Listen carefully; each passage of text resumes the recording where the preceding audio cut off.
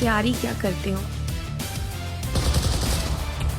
Mission जहाँ पे आपको लगा कि इस बार नहीं बचेंगे। जिस घर पर हमको ऑपरेशन करना था, मिलिटेंटों ने घर चेंज कर दिया मैम। उसने सीधे एक फायर मारा, पहले को भी गोली नहीं लगी, मुझे भी नहीं लगी मैम। मेरे जो सीनियर थे उनका तो सर ही उड़ गया मैम।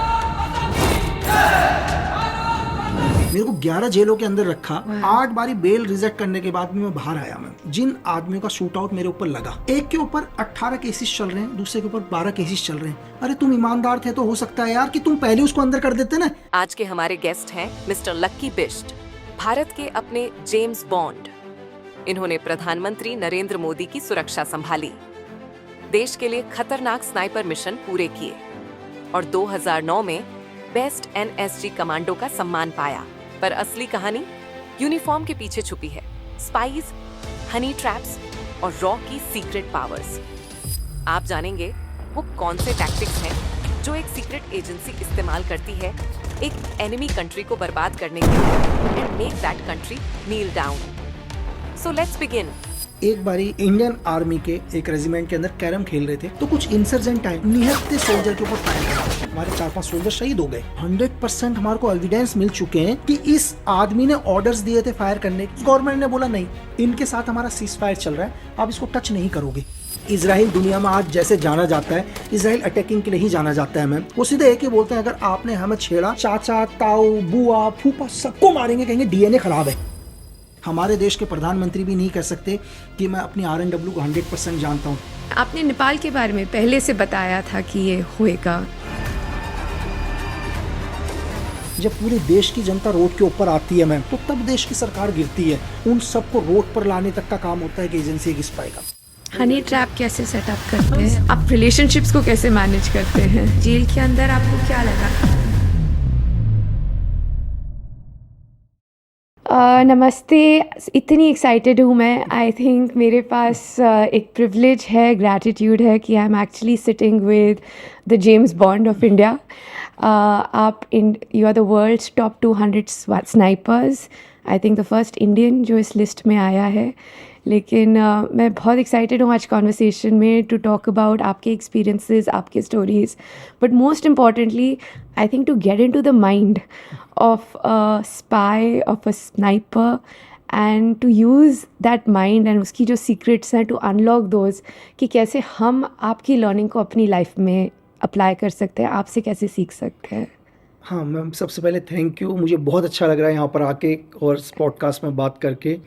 तो मैम देखो, बहुत जगह भी हम लोगों ने, मैंने पॉडकास्ट में बात करी है तो बहुत सारे लोग बोलते हैं कि यार मुझे मतलब इंडियन आर्मी में जाना है, स्पेशल फोर्स ज्वाइन करना है, मुझे एक स्पाई बनना है, मुझे एक स्नैपर बनना है। तो सबसे पहले क्या है मैम, लाइफ की पहली चीज़ कि अगर कोई मुझसे पूछे कि यार इन सब में एक सिविलियन में क्या फ़र्क है, एक जो सिविलियन ही हो गए, आम लोग सिविलियंस हैं, और जैसे एक आदमी बेल्ट पहनता है तो एक आर्मड फोर्स का बंदा। मैम इनमें सबसे बड़ा डिफरेंस होता है डिसिप्लिन का। जी, डिसिप्लिन सबसे पहली चीज़, बाकी कोई फ़र्क नहीं है। अगर एक सिविल लाइफ में और एक स्पाई की लाइफ में, एक बेस्ट स्नैपर की लाइफ में, only discipline.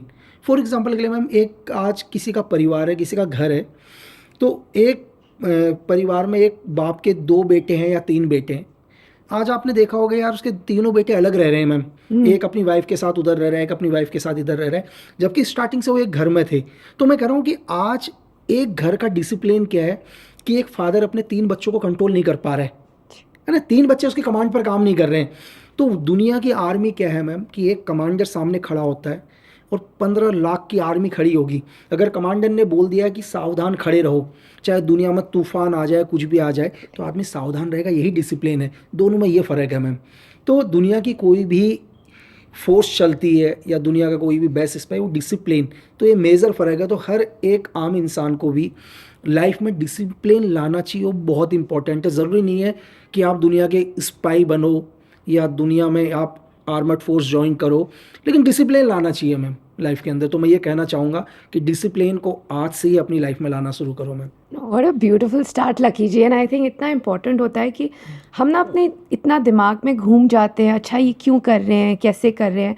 Eight some level हमारा माइंड हमारे को एक्सक्यूजेस देता है, अब तो मैं थक गया हूँ, अच्छा ये जॉब क्यों करें, जॉब में तो पैसे नहीं मिलते, कोई काम कर रहा है सबको लगता है नहीं नहीं आई तो डिज़र्व बेटर, मुझे तो बेटर होना चाहिए। रिलेशनशिप में होता है कि नहीं you know I am not getting what I need. तो ये हमारा माइंड हमारे साथ गेम्स खेलते रहता है और हमारे डिसिप्लिन को ब्रेक करता रहता है। And I think that may be is the difference between someone जो एक्चुअली सक्सेसफुल है जो नहीं मीट कर पाता अपनी नीड और रिक्वायरमेंट को। नहीं मैम, बिल्कुल मैं आपकी बात से एग्री करता हूँ कि मैम एक्चुअली क्या है, देखिए जो रियल में वर्क कर रहा होगा, जो रियल में हार्ड वर्क होगा, उसके पास सोचने के लिए टाइम नहीं है मैम। देखो सोचता कौन आदमी है मैम जिसके पास टाइम होगा। अगर सपोज करो कि मेरे पास टाइम है और मैं 2-3 घंटे 4 घंटे बैठा हूँ, तभी तो मैं सोचना शुरू करूंगा ना मैम कि यार मैं इससे ज़्यादा अच्छा कर सकता था, मैं उससे ज़्यादा बेटर हूँ, या मैं इससे ज़्यादा, क्योंकि मैं इस समय फ्री हूँ मैम। लेकिन रियल में जो आदमी वर्क कर रहा है ना मैम, उसके पास तो टाइम ही नहीं है सोचने का। वो अपने वर्क में इतना बिजी होता है, इतना बिजी होता है कि उसके पास, मैं मानता हूँ कि रेस्ट के लिए भी टाइम नहीं होगा मैम। तो दोनों चीज़ में फ़र्क है।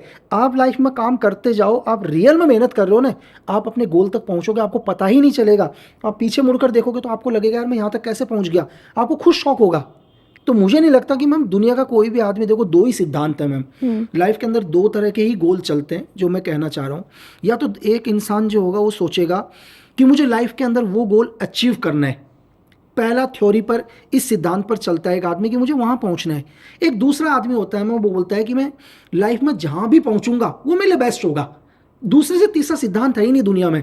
तो आप किस सिद्धांत को फॉलो करते हो? आप कहते हो यार नहीं मुझे वहाँ पहुँचना है, आपने पहले अपना गोल चुन लिया, या आप कहते हो कि ज़िंदगी में मैं जहाँ पर भी पहुँचूंगा वो मेरे लिए बेस्ट गोल होगा मैम? लाइफ में 2 ही चीज़ें हैं मैम, कोई मतलब महाभारत नहीं है कि आपको क्या सोचना है। And beautiful right. एंड जो भी आप चूज कर रहे हो उस पर खुश हो। बिल्कुल मैम, या तो अपना गोल को फॉलो करो, नहीं तो जहाँ आपको लाइफ ले वो जा रही है बेस्ट वहाँ है, पे भी खुश वो हो, बेस्ट है मैम, है ना, वहाँ पे बिल्कुल खुश रहो। वहाँ पे खुश लेकिन रहो। बीच में कोई रास्ता नहीं रास्ता है। कोई नहीं है, तीसरा तो है ही नहीं ना मैम। तो लोग तीसरे में ही उलझे पड़े हैं आज के टाइम में। जी। और आज का है क्या मैम, लोग खुद से इतनी प्रॉब्लम नहीं है उनको जितना दूसरे। एक आदमी को, मैं आपको ये बता रहा हूँ कि एक आदमी को आप 50,000 सैलरी दो, वो बहुत खुश है, हैप्पी लाइफ। जैसे उसको ये पता चलता है कि सामने वाले की 1 लाख सैलरी है, तो उस दिन से उसका दिमाग खराब होना शुरू होता है मैम। जी। वो 50 में बहुत बढ़िया तरीके से रह रहा था, अब उसको प्रॉब्लम आया, उसको 1 लाख मिल रही है, वो अपने अंदर देखता है मैं तो इससे बेटर हूँ। प्रॉब्लम से ही होती है मैम। और वो ओवर थिंकिंग चालू हो जाती है, वर्क चालू हो जाता है। So great. आई थिंक जो मैंने ऑलरेडी लर्निंग्स ले ली है इस पॉडकास्ट की इस फर्स्ट, डिसिप्लिन रहो, एक स्केड्यूल बनाओ, उसको फॉलो करो। दूसरा, इतना काम करो कि टाइम ही नहीं होना चाहिए कि भैया दिमाग कहीं जाए, कुछ ना जाए। थर्ड जो आपने बोला कि लाइफ में केवल 2 चीज़ें हैं, या तो गोल पे जाओ उसके लिए मेहनत करो, या जहाँ लाइफ ले जा रही है उसमें हैप्पी रहो, खुश रहो। अगर आप कहीं पे भी और हो तो वो फिर वो फितूर है, वो गलत है, वो आपकी प्रॉब्लम है फिर। You know, I want to start with your journey as a sniper, Lucky ji. You know, हमने बहुत बात की है कि स्नाइपर में प्रेपरेशन चाहिए होती है, सालों की ट्रेनिंग चाहिए होती है। You are a fantastic sniper. I want to know about that mindset कि एक्चुअली अगर you been in an operation, you know you shot someone, तो आपके माइंड में क्या चलता है? And you know that feeling कि मैंने किसी की लाइफ ली है, उसका गिल्ट, उसका पेन, वो थॉट रहता है आपके माइंड में। Like how do you sleep with that? आपके दिमाग में क्या चलता है? मैम एक्चुअली क्या है कि सबसे पहले अगर आप यूट्यूब में सर्च करो मैम, तो मैं आपको गारंटी बोलता हूँ कि आपको स्नैपर पर वीडियो, अगर कोई आदमी इन्फॉर्मेशन वीडियो दे रहा है तो आपको यूट्यूब हिस्ट्री में एक भी वीडियो नहीं मिलेगा मैम। आपको मूवीज़ मिल सकती हैं, आप अमेरिकन स्नैपर, दुनिया भर की स्नैपर मूवी है, लेकिन किसी आदमी को ये बोलो कि मुझे आधे घंटे की इन्फॉर्मेशन वीडियो चाहिए सिर्फ स्नैपर के पर, तो मैंने भी सर्च किया मैम, एक भी वीडियो नहीं है पूरी यूट्यूब की हिस्ट्री में। एक्चुअली क्या है मैम कि जो भी लोग लाइफ में स्नैपर रहे हैं लाइफ में, वो अपने कामों से कभी वो आए नहीं यूट्यूब तक। तो दूसरी चीज़, सबसे पहले मैं आपसे कुछ चीज़ बताऊंगा तो शायद ऑडियंस को समझ में आ जाएगा कि एक आम आदमी और एक स्नैपर में कितना फ़र्क है मैम। देखिए दुनिया की कोई भी आर्मी हो, मैं इंडियन आर्मी की बात नहीं कर रहा हूँ, ऑल ओवर आर्मी मैम, उनका सिर्फ एक ही मोटो होता है मैम। उनका मोटो होता है 1 बुलेट 1 एनिमी, एक गोली एक दुश्मन। ये हर सोल्जर का एक ही मोटो है कि एक गोली से मुझे एक दुश्मन मारना है। ये मोटो एक सोल्जर का है दुनिया में। लेकिन जब एक स्नैपर बनता है दुनिया में, ये ज़रूरी नहीं है कि स्नैपर सिर्फ आर्मी का ही होगा, स्नैपर अलग प्राइवेट आर्मी के भी स्नैपर्स होते हैं मैम, मिलिटेंट्स में भी अपने स्नैपर्स होते हैं। तो इनका मोटो क्या होता है मैम? इनका मोटो नहीं होता 1 बुलेट 1 एनिमी, इनका मोटो होता है 1 बुलेट 1 कमांडर, 1 बुलेट 1 लीडर। मतलब इनका मकसद है कि इनको भीड़ नहीं मारनी मैम। अगर सपोज करो कि 10 लोग आ रहे हैं, 10 मिलिटेंट आ रहे हैं, तो एक स्नाइपर का मोटो होता है कि एक गोली एक कमांडर जो उनका लीडर है वो कहता है कि लीडर को मार दो तो सब खत्म। उसका मकसद ही होता है लीडर को मारो तो प्लानिंग खत्म है। अगर आप दुनिया के अंदर किसी भी ऑर्गेनाइजेशन के लीडर को मारोगे कुछ दिन तो खत्म हो जाएगी ना प्लानिंग। तो स्नाइपर का पहले तो मोटो चेंज हो जाता है। दूसरी चीज़ क्या है कि बहुत सारे लोग हैं कि मैं थोड़ा सा समझाऊंगा तो उनको पता चल जाएगा कि कितना टफ होता है। स्नाइपर के लिए मैम आदमी मेंटली और फिजिकली बहुत स्ट्रांग होना चाहिए। अब लोगों को लगेगा यार कि हम तो सभी फिजिकली स्ट्रांग है, हम 5-5 घंटे जिम करते हैं। जो आदमी 5 घंटे जिम करता है, अब उसको ये बोलना कि तुझे 2 दिन तक सिर्फ इस पोजीशन में रहना है तो उसको पता चल जाएगा वो कितना स्ट्रांग है मैम। उसको समझ में आ जाएगा कि 5 घंटे जिम करना और 2 दिन तक किसी जगह पर इस पोजीशन में रहना, तो तुम्हारे को समझ में आएगा कि तुम कितने फिजिकली स्ट्रांग हो। तो 3-3 दिन तक एक ही जगह पर एक ही पोजीशन पर रहना पड़ता है। तो आदमी कितना फिजिकल स्ट्रांग चाहिए मैम, कितना मजबूत चाहिए। और क्या है, अगर सपोज करो मैं अभी पोजीशन लेके बैठा हूँ तो हो सकता है 3-4 घंटे तक मुझे दिक्कत नहीं होगी। जैसे जैसे टाइम बढ़ेगा ना मैम पेन होना शुरू होता है, बॉडी अकड़ेगी, पेन होना शुरू होगा और आप मूवमेंट नहीं कर सकते क्योंकि आप दुश्मन के एरिया में हो। आपने कैमोफ्लाइज कंसीलमेंट जरूर किया हुआ है लेकिन आप हो सकता है कोई सैटेलाइट आपको ट्रैक कर ले तो खुद आप क्या हो जाओगे, एनिमी का खुद ही शिकार हो जाओगे मैम, पहली चीज़। दूसरा क्या है मैम कि फायरिंग करते समय हजारों चीज़ें ध्यान में रखते हैं। ऐसा नहीं है कि लोगों को लगता होगा यार कि ट्रिगर दबाया और गोली मार दी। पिक्चरों में हमने देखा कि टेलीस्कोप को सेट किया। मैम एक नॉर्मल इंसान होता है, उसका जो हार्ट बीट है वो लगभग 65 से लेकर 100 तक धड़कता है 1 मिनट के अंदर। कैलकुलेशन में नॉर्मल हो सकता है किसी का कम भी, कोई ज़्यादा भी जो है, लेकिन नॉर्मल। एक जो नॉर्मल आदमी है मैम वो जब सांस लेता है तो 12 से 20 बारी 1 मिनट के अंदर नॉर्मल इंसान सांस लेता है अगर भाग दौड़ नहीं कर रहा हो। लेकिन एक स्नैपर के लिए क्या होता है मैम, जब वो पोजीशन में होता है उसके लिए सबसे बड़ा चैलेंज होता है, देखो सांस में रोक लूँगा मैम, कोई दिक्कत नहीं। अगर आप मुझे बोलो यार कि 1 मिनट के लिए 40 सेकंड के लिए सांस रोकना है, मैं रोक लूँगा। लेकिन मैं कैसे अपनी दिल की धड़कन को 60 से नीचे लेके आऊँगा मैम, ये बहुत बड़ा उसके लिए, क्योंकि मुझे अपनी जो मेरी हार्ट बीट है उसको 1 मिनट के अंदर 60 से नीचे लाना है। वो क्यों लाना है 60 से नीचे? सपोज करो कि मैं एक दिन कहीं पर बैठा हुआ हूँ, मुझे नहीं पता मेरा एनिमी कब आएगा मैम, ऐसा तो किसी ने बताया नहीं यार तेरा एनिमी इतने बजे आएगा। अगर ऐसा ही पता होता तो हम उसी टाइम जाते ना। हमारे को ये बोल देते हैं कि यहाँ से तेरा एनिमी कभी भी आ सकता है भाई। कभी भी का मतलब वो अभी भी आ सकता है और 3 दिन के बाद भी आ सकता है। तो 3 दिन तक आदमी की पलक नहीं झपकती मैम, पहली चीज़ तो कि कब उसका एनिमी आएगा। और एनिमी आएगा तो सिर्फ 5-6 सेकंड के लिए ही नजर आएगा मैम। वो हो सकता है किसी गाड़ी के अंदर आ रहा हो, किसी में आ रहा हो। अब ऐसा तो है नहीं कि आपने पोजीशन ले रखी है तो आपके लिए खड़ा रहेगा, वो तो चंद सेकंड के लिए आएगा और 10-12 सेकंड में चला जाएगा। तो ये 10-12 सेकंड अगर आपने उसको किल नहीं किया तो लाइफ में वो कभी आपको दोबारा नहीं मिलेगा। अब वो सपोज करो एकदम से हमारे सामने आ गया और आते समय हमारी दिल की धड़कन 70-80 के हिसाब से चल रही है मैम।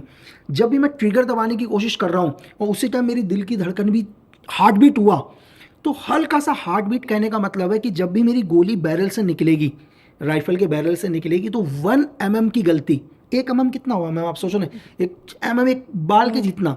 तो अगर इसमें भी गलती हुई और सपोज करो कि मेरा टारगेट 500 मीटर दूर पर है तो मेरी जो गोली है मैम वो 1 मीटर दूर चली जाएगी।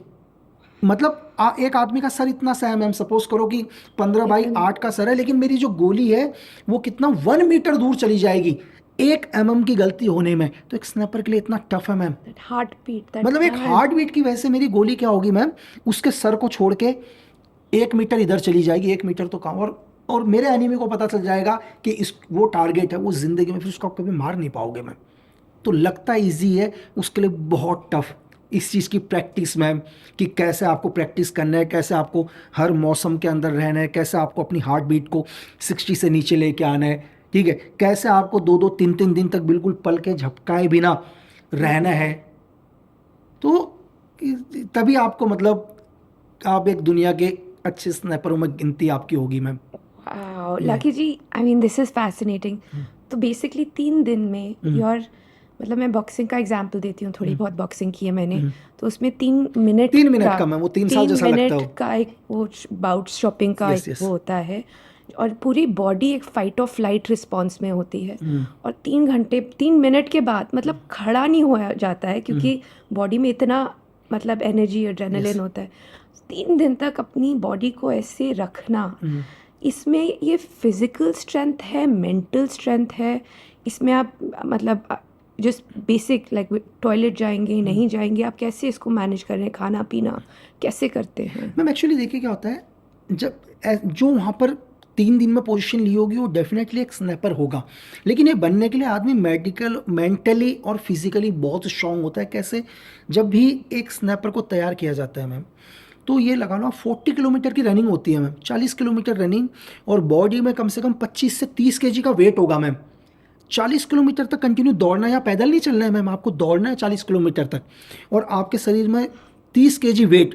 और ऐसा नहीं है कि आप वहाँ पर जाने के बाद आपको अगले दिन रेस्ट दिया, आपको 1 घंटे के रेस्ट के बाद दूसरी एक्सरसाइज, तो पहले आपको इतना स्ट्रांग बना दिया जाता है। एक्चुअली ट्रेनिंग क्या है मैम? ट्रेनिंग दुनिया में यही है कि आपको आपकी ताकत दिखाना। अगर मैं बोलूँ कि दुनिया में कोई भी ट्रेनिंग हो, सपोज करो कि अगर मुझे 40 किलोमीटर मैंने दौड़ा है 30 केजी वेट लेकर, तो मुझे मेरे इंस्ट्रक्टर या मेरी ऑर्गेनाइजेशन ने मुझे इसलिए दौड़ाया क्योंकि उन्होंने मुझे बोला है कि लक्की बिस्ट, तेरे में ताकत है 40 किलोमीटर दौड़ने की। उन्होंने मुझे शक्ति बताई है। अगर आप एक नॉर्मल सिविल आदमी से पूछो कि यार तू 20 किलोमीटर दौड़ेगा, बोले यार कैसे दौड़ूंगा, क्योंकि उसने दौड़ा नहीं है ना मैम। जिस दिन वो कभी 20 किलोमीटर दौड़ ले, बोले हाँ दौड़ लूंगा। हम जीवन में वही काम कर सकते हैं मैम जो हमने किया हो ट्रेनिंग में। अगर आप मुझे अभी बोलो यार किसी आदमी का ऑपरेशन करना है डॉक्टर, मैं बोलूँगा मैम मैं तो कर ही नहीं पाऊंगा, क्योंकि मैंने कभी नहीं किया ना मैम। वो मेरे लिए दुनिया का सबसे बड़ा महाभारत है, मैं तो टच भी नहीं होगा मुझसे, क्योंकि मेरी चीज़ नहीं है मैम वो। तो लाइफ के अंदर दुनिया में अगर आपने कुछ भी बनना है, अगर आपने एक कमांडो बनना है, आपने एक स्नैपर बनना है, आपने एक बॉम्ब एक्सपर्ट बनना है, तो डेफिनेटली वो ट्रेनिंग होगी मैम उसकी। और मेंटली बहुत ज़्यादा स्ट्रॉन्ग। मेंटली कैसे कि आपको इतना परेशान कर दिया जाएगा मैम स्टार्टिंग में ही, जब आप ट्रेनिंग के लिए जाओगे तो आप छोड़ छाड़ के चले जाओगे मैम। आप इतना इरिटेट हो जाओगे, आपको बोलेंगे कि एक काम, आपको मतलब ये लगा लो कि 24 घंटे में आपको सिर्फ 2 घंटे सोने के लिए देंगे वो, आप इरिटेट हो जाओ। लेकिन अगर वो इंस्ट्रक्टर देख लेते हैं कि आप में दम है रुकने का, आपने झेल लिए 10-12 दिन, तो ये लड़का झेल लेगा, नहीं तो निकल जाएगा, वो झेल ही नहीं पाएगा मैम। तो ट्रेनिंग में ऑलरेडी आपको ऐसे तो कैसे तंग करते हैं मैम ट्रेनिंग में? के अंदर जो कैसे तंग करेंगे, अभी हम एग्जाम्पल के लिए बताते हैं। अभी आप आए 40 किलोमीटर दौड़ के, 40 किलोमीटर दौड़ने के बाद आपको क्या करना चाहिए? एज ए रेस्ट करना चाहिए। तो वहाँ रेस्ट नहीं करवाएंगे, बोलेंगे नो नो नो नो, खड़े हो जाओ खड़े हो जाओ। खड़े होने के बाद कहेंगे काम करो, डिप्स लगाना शुरू कर दो। मैम आप तो वैसे ही थके हुए हो पहले ही। अब जब थके हुए हो तो आप पुशअप लगाना शुरू कर दिए। अब पुशअप में भी क्या हो जाएगा, आदमी इतना थक रखा है मैम, तो चेस्ट तो जमीन में टिकी जाएगी। जैसे पुशअप लगा रहे हैं, चेस्ट जमीन में टिकी, इंस्ट्रक्टर का चेस्ट जमीन में नहीं लगाना। फिर हम कितनी भी कोशिश कर लो मैम, ताकत नहीं है ना बॉडी में, 40 किलोमीटर दौड़ के आ रखे हैं। तो इंस्ट्रक्टर दोबारा बोलेगा भाई चेस्ट जमीन में नहीं लगनी चाहिए, फिर बोला देखो इसने लगा दिया, नंबर होते हैं एग्जाम्पल के लिए, सपोज करो चेस्ट नंबर जो भी हुआ, चेस्ट नंबर 10 ने दोबारा क्या कर दिया, जमीन में लगाया। तो इंस्ट्रक्टर बोलेगा चलो ठीक है, तुम सबके लिए छूट है, तुम चेस्ट लगा सकते हो, सब खुश हो इस बात से? तो लोग बोलेंगे हाँ यार खुश हैं, चेस्ट जमीन में लगा सकते हैं। अब वो मैम आपसे 1000 सिटअप लगाएगा। अब 1000 आप चेस्ट लगाओ, आपके हाथ में इतनी ताकत तो हो कि अपनी बॉडी को ऊपर लेकर आओ। अगर कोई आदमी बोले कि यार मैं चेस्ट में बार बार पुशअप करते समय चेस्ट लगाऊंगा, और मैं उसको बोलूँ भाई तू 1000 पुशअप लगा के दिखा, मैम जब वो 100, 200, 300 क्रॉस करेगा तो उसकी हिम्मत नहीं होगी ऊपर को बॉडी लाने की। अब वो इंस्ट्रक्टर कहेगा भाई ऊपर लेकर आ करके। तो ये होता है मैम एक तरीके से आदमी का मेंटली चेक करना कितना। जब वो सपोज करो हुआ, अब आपको लग रहा होगा कि यार आप बचे हुए टाइम में क्या है कि आपका रेस्ट टाइम है, सपोज करो कि घड़ी में भी टाइम हो रहा है अपना 1:15 बज रहे एग्जाम्पल के लिए, तो आपको पता है कि 1:15 बजे इंस्ट्रक्टर ने छोड़ना है, क्योंकि आपने क्या करना है 2 बजे दूसरी क्लास में जाना है। तो इंस्ट्रक्टर आपको छोड़ेगा नहीं ना, आपको खड़ा करके रखेगा और फालतू की बातें करेगा चीज़ें कि भाई तुमने डिसिप्लिन, आप इतनी इरिटेट, आपका मन करेगा उसको मारो करके, क्योंकि अरे मैं आपको पता है मेरा रेस्ट का टाइम है, क्योंकि इस टाइम लिखा हुआ है बोर्ड पर कि आप जाके रेस्ट करो 15-20 मिनट का, ताकि अगली क्लास में हो। लेकिन वो इंस्ट्रक्टर बोलेगा कि कल भी तुम लेट आए थे, ये आदमी देखो कितनी गलती करता है। आपको आपका मैम आप समझ रहे हैं मेंटली, आपका आएगा कि उससे उसको मारो, यही चेक करते हैं मैम वो लोग। और लास्ट में जब कहेंगे ओह मैं भूल गया तुम्हारी तो अगली क्लास है करके, बोलेगा कि तुमने बताया नहीं अगली क्लास है। तो आपको जब आपको पता है कि इनको सिर्फ रूम पर जाके ड्रेस चेंज करके आने जाने में 10 मिनट लगेंगे, तो 10 मिनट पहले भी नहीं छोड़ेगा, वो छोड़ेगा कम से कम 5-6 मिनट पहले। अब आप कितनी भी कोशिश कर लो, आप वहाँ टाइम से नहीं पहुँच पाओगे मैम, फिर अगली आपको वहाँ पनिशमेंट होनी है। तो ये चेक करना, आप वहाँ जाके तो वहाँ का इंस्ट्रक्टर पहले वेट कर रहा होगा, बोलेगा तुम 5 मिनट लेट हो, तो आप ये बोल ही नहीं सकते कि उन इंस्ट्रक्टर ने नहीं छोड़ा, वहाँ तो शिकायत करना ही नहीं है मैम, अलाउड ही नहीं ना शिकायत करना। तो फिर वहाँ पर आपको पहले से पनिशमेंट तैयार है मैम, मतलब आपको फिर वहाँ पर फ्रंट टूल, बैक रूल, वो टच, मतलब आपको लगेगा कि आज ही पेपर लाओ, मुझे नहीं करनी नौकरी, मुझे अपने घर जाना है। तो इस कदर तोड़ देते हैं मैम इंसान को। तो मैं आपको ये बता रहा हूँ, अगर उस ट्रेनिंग के अंदर 10,000 लोग गए ना मैम, तो उस 10,000 में से 30-32 ही रह जाते हैं मैम, बाकी सब आउट हो जाते हैं। ब्यूटीफुल। एंड आई थिंक जो आपने बहुत ब्यूटीफुल चीज़ बोली ना लकी जी, इज ट्रेनिंग आपकी सुपर पावर को अनलॉक करता है। Definitely ma'am. हम सबके अंदर वो पावर है। अगर कोई भाग सकता है, कोई मैराथन भाग सकता है, तो बाकी लोग भी कर सकते हैं। बट आई थिंक उनको ट्रेनिंग ट्रेनिंग अपने निकालती है आपको, और वो आपको दिखाती है कि हाँ आप कर सकते हो मैम, वो आपको बिलीव करवाती है जी। कि दुनिया का हर आदमी कर सकता है। मैं ये बोल रहा हूँ कि मैम ऐसा कोई नहीं है जो नहीं कर सकता। उसको आप भरोसा कैसे दिलाओगे मैम? भरोसा तभी दिलाओगे जब वो एक बारी कर लेगा ना मैम, तो उसको यकीन हो जाएगा मैं कर सकता हूँ करके। वो यकीन दिलाना बहुत जरूरी है, उस यकीन दिलाने को ही हम ट्रेनिंग कहते हैं मैम। It's beautiful. पिछले आपके साथ ऐसे हुआ है कि आप बैठे हुए हो sniper, you have a target and आपने मिस किया हो, या आफ्टर डेज ऑफ ट्रेनिंग कि आपने किसी को ट्रैक किया है लेकिन वो मिस हो गया, या you weren't able to get your target, ऐसी कोई स्टोरी हुई है मैम देखो, आपके एक्चुअली साथ? क्या होता है कि जो मेरे इंस्ट्रक्टर हैं, मेरे सीनियर हैं, उनकी बात में हमेशा एक चीज़ अच्छी रहती थी। वो मेरे सीनियर बोला करते थे, यार वॉर तो हम हर रोज़ करते हैं, चाहे आज आप मुझे कहीं भी ऑपरेशन के लिए भेज दो, ये मेरे लिए नया नहीं है। क्योंकि आज जो ऑपरेशन में मुझे तकलीफ मिलने वाली है, इससे ज़्यादा तकलीफ तो मैं हर रोज़ अपनी ट्रेनिंग में सहन करता हूँ। ये सिर्फ एक नॉर्मल है, क्योंकि आज मैं ऑपरेशन में जाऊँगा, सपोज करो मुझे वहाँ 5-6 किलोमीटर दौड़ना भी होगा, जंगल में रहना भी होगा, यार इससे ज़्यादा मैं हर रोज़ करता हूँ। मतलब एक इंसान क्या होता है मैम, उसको इतना तैयार कर दिया जाता है ट्रेनिंग के अंदर कि उसको आप दुनिया के किसी भी वॉर में, किसी भी ऑपरेशन में भेजो तो वो डेफिनेटली उसके लिए बहुत ईजी होगा वो। क्योंकि जो आज लगता है, सपोज करो आपने ताज में देखा मैम, सब लोगों ने 26/11 ताज के अंदर देखा कि कैसे NSG 51 SAG कैसे हेप्टर से नीचे उतरी स्लैडिंग करके, लोगों को लगा ये क्या, मतलब ऊपर भाई ये रोज करते हैं वो लोग, आपके लिए एक नई चीज़ है, लेकिन वो हर रोज उनका यही काम है। उस दिन तो और भी इजी था, उस दिन तो बिल्कुल मतलब नॉर्मली तरीके से वो लोग आए और हेलीकॉप्टर से बिल्कुल नीचे की तरफ उतर गए। लेकिन जब वो प्रैक्टिस करते हैं तो वो इतने थके होते हैं कि उनका हाथ भी नहीं पकड़ा जाता है, तो उनका वो डेली का काम है मैम। तो जैसे मिस होना, तो मिस तो नहीं कहूँगा मैं, एक्चुअली क्या हुआ मैम, जब मैं पहली बार ऑपरेशंस में गया तो मैंने अपनी जिस जगह पर पोजीशन ली हुई थी, और मेरे को टारगेट पहले से पता था कि मेरे सीनियर ने मुझे टारगेट एक कौन से डिग्री पर, कितनी दूरी पर मेरा टारगेट है वो बताया। तो जब भी मैं फायरिंग प्रैक्टिस में हम लोग करते थे मैम, फायरिंग में हमारा एक ही चीज़ होता था कि हेड शूट। एक्चुअली क्या है कि ये ट्रेनिंग ग्राउंड है मैम, लेकिन आज मैं रियल वॉर जोन पर आ रखा हूँ मैम, रियल ऑपरेशन ग्राउंड पर आ रखा हूँ। यहाँ पर धरती और आसमान का फ़र्क है मैम। यहाँ पर क्या है कि एक गलती, अगर मैं एक गलती करूँगा, मैंने आपको बोला कि वो जिस आदमी को मुझे शूट आउट करना है या जिसको मुझे किल करना है, वो मुझे दोबारा कभी नहीं मिलेगा मैम, क्योंकि वो अलर्ट हो जाएगा ना मैम। उसको पता है कि आज स्पेशल फोर्स या सीक्रेट सर्विस मेरे इतने नज़दीक तक पहुँच चुकी है, तो उसको ट्रैक करना भी बहुत मुश्किल हो जाएगा। तो जहाँ पर भी मैंने पोजीशन ली थी मैम, तो पोजीशन लेने के बाद मेरा आर्क ऑफ फायर भी बिल्कुल क्लियर था। ऐसा भी नहीं है कि मैं बोलूँ कि मौसम ख़राब था, मौसम भी बिल्कुल क्लियर था, और मुझे मेरा टारगेट भी नज़र आ रहा था ईजिली तरीके से, और इतना मूवमेंट भी नहीं था टारगेट का। वो एक नॉर्मल तरीके से बांस के कुछ चीज़ें बनी हुई थी, छज्जा टाइप, उस पर आराम से बैठा हुआ था मैम। जब मैंने पोजीशन ली तो आप इतना फ़र्क होता है ग्राउंड के अंदर और रियल पर। जब हम लोग ट्रेनिंग ग्राउंड में करते थे ना मैम, तो हम लोग पैसों में शर्त लगाते थे कि यार देख, हम 5 सेंटीमीटर का ग्रुप मारूंगा। 5 सेंटीमीटर मतलब एक छोटा सा स्केल में। मैं बोलता था मुझे तू 5 गोलियां दे, और मेरी पाँचों की पाँचों गोलियां कहाँ लगेंगी, हेड में लगेंगी, 5 सेंटीमीटर में लगेंगी, और लगते हैं मैम नॉर्मल। लेकिन जब मैंने पहली बार पोजीशन लिया मैम, तो थोड़ा सा मतलब मुझे लगा कि लगेगी नहीं लगेगी, लगेगी नहीं लगेगी, तो मैंने उसका सर का पोजीशन हटा दिया मैम। मुझे खुद के ऊपर विश्वास नहीं रहा कि यार नहीं यार, मैंने कहा कि सर साला मिस ना हो जाए, बहुत छोटा सा सर है। जो सर मुझे बहुत बड़ा नज़र आता था, आज मुझे बहुत छोटा सा नज़र आ रहा है वो। तो मैंने क्या किया, सर का पोजीशन को थोड़ा सा नीचे ला के पीठ पर, हाथ पर लिया है मैं पीठ पर। मैंने कहा कहीं ना कहीं तो लगेगी। तो जहाँ मैं सर पर मार सकता था मैम, मैंने हल्का सा क्या किया, नीचे लाया और एक ट्रिगर दबाया। तो माइक्रो सेकेंड के अंदर मुझे कुछ हरकत नज़र नहीं आई, तो मुझे बहुत बुरा लगा यार। मैंने कहा ये क्या यार, मेरी गोली वॉश आउट हो गई। तो चंद सेकंड के अंदर मैं क्या देखता हूँ, वो आदमी ज़मीन में गिर जाता है वहाँ से, और मुझे लगा कि यार लग गई। तो इतना फ़र्क होता है कि जब आप रियल ग्राउंड के ऊपर ऑपरेशन करते हो, टारगेट के ऊपर, वहाँ पर आप इसको आप मैम कॉन्फिडेंस कह लो या कुछ भी कह लो, या आप प्रेशर कह लो, आदमी इतना प्रेशर में आता है कि उसका कॉन्फिडेंस थोड़ा सा डाउन होता है मैम। ये मेरे साथ ही नहीं होगा, दुनिया के हर आदमी के साथ होगा ma'am. No, and what I love this जो आप बोल रहे हैं, right? It's the risk taking ability? देखिए क्योंकि वहाँ मैम एक्चुअली क्या है ना मैम, देखिए हम बहुत ऑपरेशन करते हैं। जी। मतलब मैं ये बोलूँ कि मेरे सीनियर हो या मेरे जूनियर आज भी हो दुनिया में बहुत ऑपरेशन कर रहे हैं।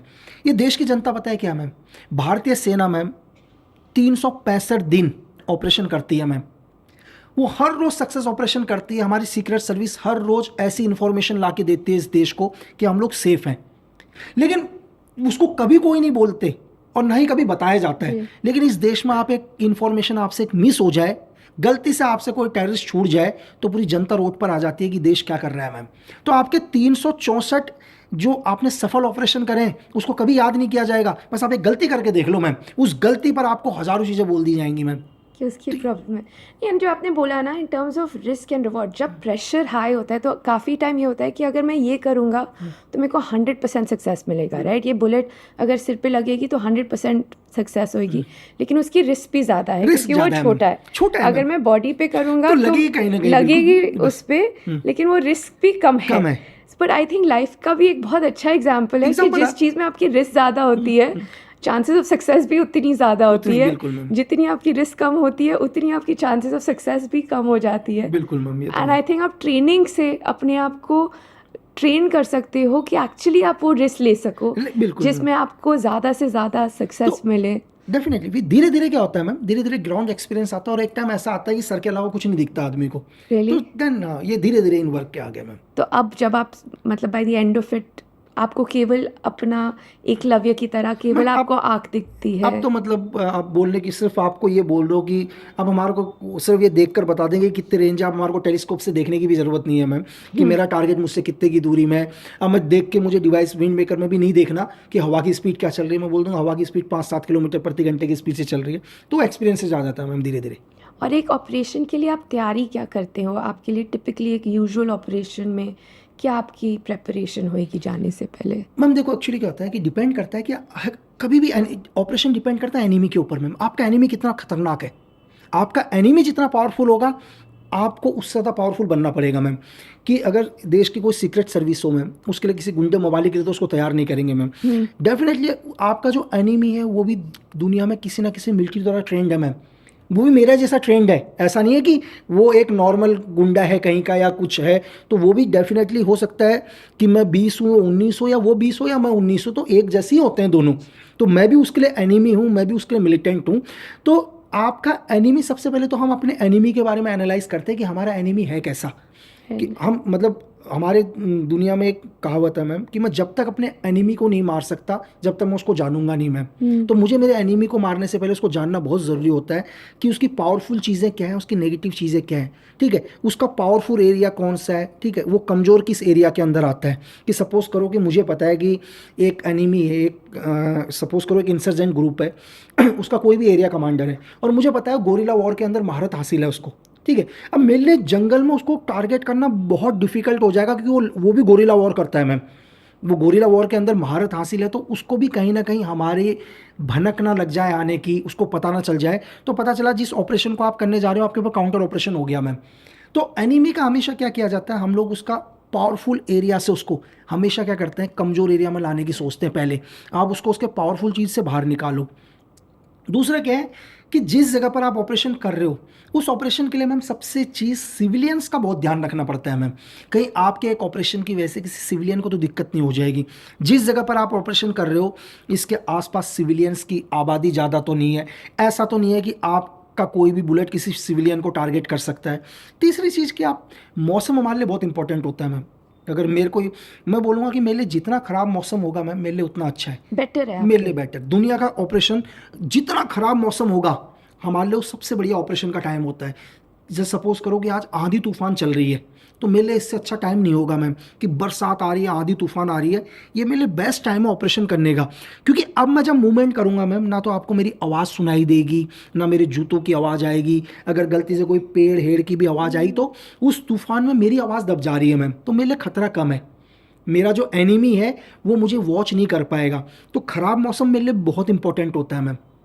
जितना ज़्यादा अच्छा होगा उतना मुश्किल है ऑपरेशन करना मैम, उतना टफ होता है। कि हमेशा मतलब हम लोग चाहेंगे कि आप समझ गए होंगे जितना टफ मतलब नेचर रहेगा उतना मेरे लिए बेस्ट है मैम, मेरी सेफ के लिए। लेकिन जैसे आप बोल रहे हैं कि थोड़ी सी अगर हवा चल रही है तो आपकी लेकिन नहीं वो बुलेट सेट करते हैं, की नहीं वो एक्चुअली मैम ऐसा नहीं है, वो एक्चुअली हमारे को करना पड़ता है कि हवा की स्पीड कितनी चल रही है। सपोज करो कि मेरा एनिमी इस जगह पर है मैम, ये मेरा एनिमी है और मुझे पता है कि मेरा एनिमी क्या है, इधर की तरफ जा रहा है और हवा भी क्या कर रही है, यहाँ की तरफ आ रही है स्पीड से, तो मैं अब यहीं नहीं मारूंगा मैम, मैं कम से कम मैं अपने हिसाब से क्या करूंगा, गोली को इधर आऊंगा ताकि मेरी गोली को ऑटोमेटिकली यहाँ तक आएगी ओयर के साथ। ऐसा नहीं है कि अब मैं यही निशाना लगाऊंगा उसका, ठीक है। अब हवा के हिसाब से हवा किस साइड को चल रही है, कितने की स्पीड में चल रही है, मेरा एनिमी कितने की स्पीड में चल रहा है, तो उसी हिसाब से हमारे को पॉइंट ऑफ एम लेना पड़ता है मैम।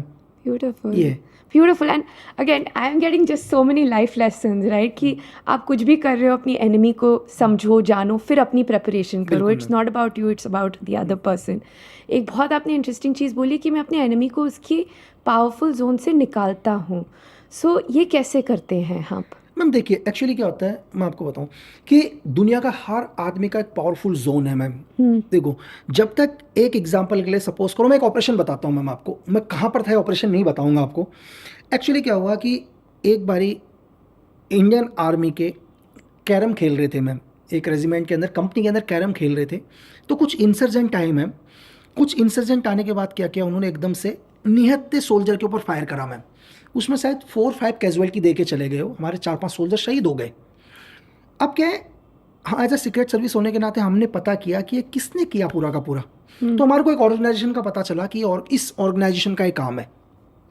तो उस टाइम देश के अंदर इन 2014 से पहले की बात है, तो जो भी गवर्नमेंट थी उस गवर्नमेंट तक ये मैसेज दिया गया कि ये इस ऑर्गेनाइजेशन का काम है और इनका जो ब्रिगेड कमांडर है सेल्फ, एज उनके भी जैसे ब्रिगेडियर होते हैं मैम, जैसे हमारे होते हैं तो सेल्फ लगा लेते हैं, ये उनके ब्रिगेडियर का ऑर्डर्स पर हुआ। तो उस गवर्नमेंट ने बोला नहीं, इनके साथ हमारा सीज फायर चल रहा है, आप इसको टच नहीं करोगे। अब इसमें हमारे को बड़ी प्रॉब्लम है कि एक अब हमारे को 100% हमारे को एविडेंस मिल चुके हैं कि इस आदमी ने ऑर्डर्स दिए थे फायर करने की, इसकी वजह से हमारे 4-5 सोल्जर शहीद हो गए, और आज एक दिल्ली में बैठा हुआ आदमी हमको बोलता है ऑपरेशन नहीं करोगे। अब इससे क्या हो गया मैम, इससे हमारे सोल्जर्स का मॉरल बहुत डाउन हो रहा है कि यार, और मॉरल डाउन हो रहा है, वो बोल रहे हैं कि तुम तो हमारे कैंप में आके हमको मार देते हो और हमारे सुपीरियर में कुछ नहीं बोलते। और यहाँ पर क्या होता है, मिलिटेंट का मॉरल बहुत हाई हो जाता है, वो अपने न्यू रिक्रूटमेंट को क्या बोलते हैं कि हमको घुस के मारते हैं, देखो क्या कर लिया हमारा। तो अब हमारे को क्या है, उस ब्रिगेड कमांडर को मारना बहुत ज़रूरी है, लेकिन हम उसको क्या करना है मैम, अब हमारे लिए सबसे बड़ी प्रॉब्लम क्या है, हम उसको हिंदुस्तान की धरती में नहीं मार सकते मैम। अब उसको हिंदुस्तान से बाहर लेके जाना है, उसके पावर एरिया से कैसे बाहर लेके जाएं। यहाँ सिचुएशन उल्टी हो गई मैम, यहाँ हमारे को विदेश से किसी मालिया जैसे को नहीं लाना, अब हमारे को हमारे ही देश से एक ऐसे आदमी को बाहर लेके जाना है जिसको हम मारें। तो कि वहाँ पे मार सकते हो आप। इंडिया से बाहर मारेंगे तो मैम फिर तो कुछ कह नहीं सकती ना गवर्नमेंट, हमने थोड़ा ना मारा है। तो आप इंडिया में आपको रूल्स फॉलो करने पड़ेंगे, लेकिन आप बाहर जाएंगे तब you can do this. Ma'am India से बाहर चले गए तो हम तो बोलेंगे हमने मारा ही नहीं है, हम क्यों बाहर जाएंगे। अब हमारे पहला टारगेट क्या है मैम कि उस आदमी को कैसे उसके सेफ जोन से बाहर लेके जाना। तो उसके लिए फिर पूरी की पूरी प्लानिंग, एक पूरा प्लान तैयार होता है, कैसे उस आदमी को ट्रैप किया जाता है, किस बिजनेस के थ्रू, जैसे भी। फिर उस आदमी को जैसे हिंदुस्तान से वो बाहर जाता है तो हिंदुस्तान से बाहर शूट आउट किया जाता है उसका। तो दिल्ली गवर्नमेंट बोलती है हमने तो किया ही नहीं सर, तो उस देश में हुआ है, उस देश को पता होगा। तो wow what a beautiful story कि actually you took him out, कि इंडिया में वो ज़्यादा सेफ था एंड बाहर जाके एक्चुअली यू कैन सिर्फ इंडिया में सेफ मैम, गवर्नमेंट ने सेफ कर रखा था ना मैम, गवर्नमेंट से ऑर्डर्स नहीं थे गवर्नमेंट्स के कि नहीं शूट आउट करोगे। तो इंडिया से बाहर तो मैम सपोज करो कि हमारी जो गवर्नमेंट है उसके लॉ कहाँ चलेंगे, हमारे देश में तो चलेंगे ना मैम। हमारे देश के अगर एलओसी क्रॉस होगी तो लॉ इनके तो नहीं चलेंगे ना, फिर तो लॉ इस देश के है ही नहीं है, तो आपके ऊपर कोई भी एलिगेशन नहीं कर सकता, चाहे कुछ भी हो। अगर किसी भी आदमी की डेड बॉडी हिंदुस्तान से बाहर किसी और देश में पाई जाती है तो इंडिया में थोड़ा उसकी FIR होगी ma'am. Beautiful and just again इसमें आपने कितनी सारी चीज़ें बोल रही हैं कि आपने अपनी कंट्री के लॉज को रिस्पेक्ट किया है, ऑर्डर्स को रिस्पेक्ट किया है, बट एज अ लीडर आपने अपने सेंटिमेंट्स को भी अंडरस्टैंड किया है कि अगर मैं अपने सोल्जर्स का बदला नहीं लूँगा बिल्कुल तो उनकी क्या मोटिवेशन रहेगी और वो कैसे रिस्पेक्ट करेंगे कि देखो हमारे बॉसेस ने या हमारे जो लीडर्स हैं जिनके लिए हम अपनी जान देते हैं, हमने जान दे दी और वो बस खड़े हुए हैं। तो आई थिंक कितनी सारी चीज़ें आपने मैनेज की हैं, इतनी कम्प्लेक्सिटी मैनेज की है एंड इतनी ब्यूटिफुली कि अपने सोल्जर्स के लिए भी, अपनी कंट्री के लिए भी, एंड वो मिलिटेंट जो गलत काम कर रहा है उसको भी सबक दिया है कि you can't do this and get away with it. बिल्कुल मैम, तो एक मिलिटेंट को भी एक मैसेज मिलता है कि अगर तुमने हमारे लोगों को टच करने की कोशिश करी तो जी। तुम दुनिया में कहीं भी सेफ नहीं हो, चाहे तुम यहाँ हो या दुनिया के किसी भी कोने में हो, तुम मारे जाओगे। तो जी। एक सीधा मैसेज मैम। ब्यूटीफुल। तो हम बात कर रहे थे कि कैसे आप एक मिशन के लिए प्रिपेयर करते हैं। तो सबसे पहले आप एनिमी को समझते हैं, उसकी इंटेंसिटी कहाँ पे कैसे करना है, उसके बाद क्या स्टेप्स रहते हैं एक मैम मिशन देखो, को? एनिमी दो तरह के होते हैं। मैं आपको एक सीक्रेट सर्विस के पॉइंट ऑफ व्यू से बोलता हूँ मैम, कि बहुत सारे लोग कहते होंगे कि आपको एक स्पाई का टारगेट बताता हूँ मैम आज। जैसे मैंने आपको एक पहले सोल्जर का टारगेट बताया कि 1 बुलेट 1 एनिमी, फिर एक स्नैपर के टारगेट पर आए कि 1 बुलेट 1 कमांडर।